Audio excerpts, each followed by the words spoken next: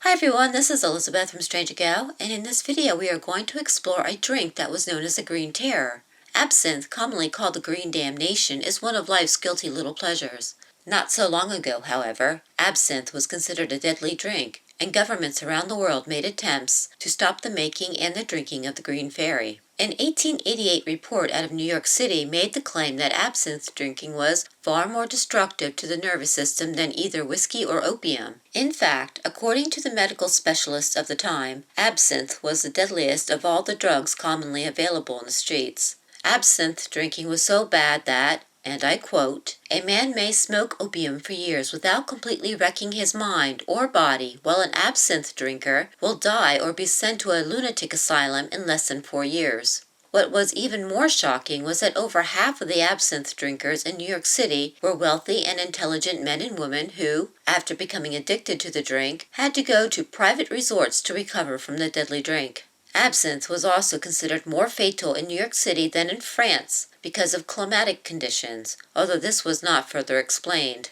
Absinthe enslaved a nation and destroyed its soul, according to an article published in 1901. Labeled as dangerous by the Academy of Medicine, the French government was working on passing a bill that would ban the making and sale of the Green Terror. The French were consuming about 10 million liters of the stuff annually, and there is no end in sight to the green trend or the deaths attributed to drinking the stuff. Men of genius were burning their brains away with the green flame and died miserable deaths. Women drank it without the knowledge of the effects of alcohol on the fetus, and children were being born deformed and partially paralyzed. Absinthe drinkers were likened to drug addicts in that they needed the drink on a daily basis. Some people would drink it in the morning as a curative for an upset stomach. At lunchtime it was a picker-upper. Absinthe hour was between 5 and 7 p.m. each day, and a glass of it could be had for 10 cents at a local cafe. The people of France were being destroyed by the drink made from wormwood, according to alarmists. The only way to save them would be for the government to intervene. A group of boarding school girls were caught sipping absinthe in San Francisco in 1901, and it must have signaled the end of times because newspapers in the U.S. were once again lashing out at the evils of the Green Terror. We are told that the school had tried to hush up the whole event, but word got out. The girls had at first taken a sip just for fun, but then they started taking a little more before exams to help polish their wits. Finally, one of the sippers became insane and was sent to a sanitarium to escape from the destroying grip of the Green Terror. The name of the boarding school was not released, nor was there any solid proof that the event happened, but sure enough, other tales of people going insane from the drink were provided without names.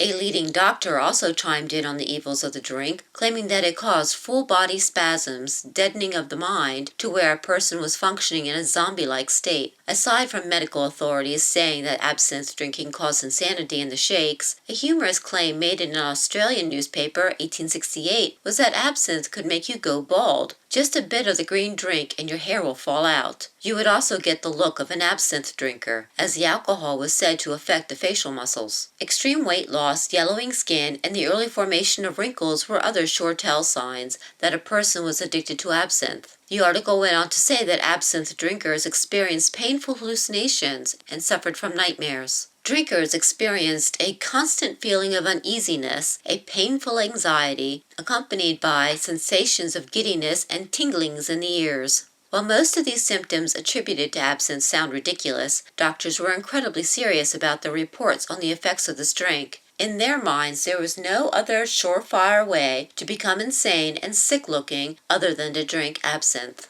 You do not need a war to end the French race. Just a few million bottles of the stuff would do the trick. An alarmist article published in 1908 declared that absinthe was annihilating the French population, sending them into either the insane asylums or into jails for criminal acts. There were thousands of absinthe dens within Paris, and all of them had loyal customers. In fact, absinthe was so common that when a patron entered, it was automatically assumed that he wanted the green stuff. To ask for anything else was considered odd. There were also complaints that artisans were only working enough to make money for the drink. Nothing was getting done, and France could easily come to a complete standstill if the government did not get people out of the dens and back to work. While it all seems rather extreme, the reader is assured that this was a mild picture of the frightful conditions that have grown up in France. It is very true that children grow up imitating their parents' behavior. This is why most adults curb their behavior around small children and, often enough, explain to him that certain things are for adults only.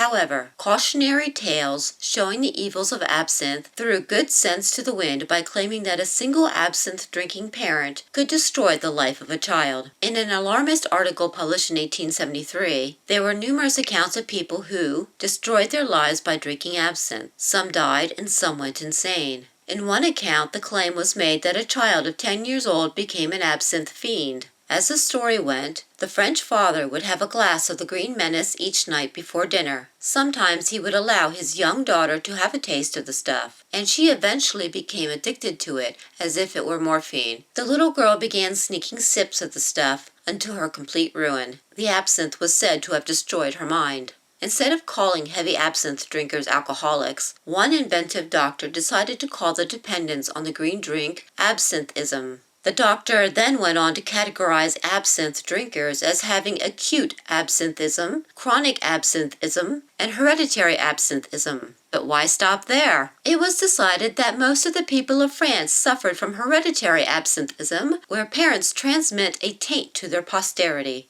They are difficult to detect in the general population because they never appear to be drunk, but live their lives in tense agitation, silently craving the Green Menace.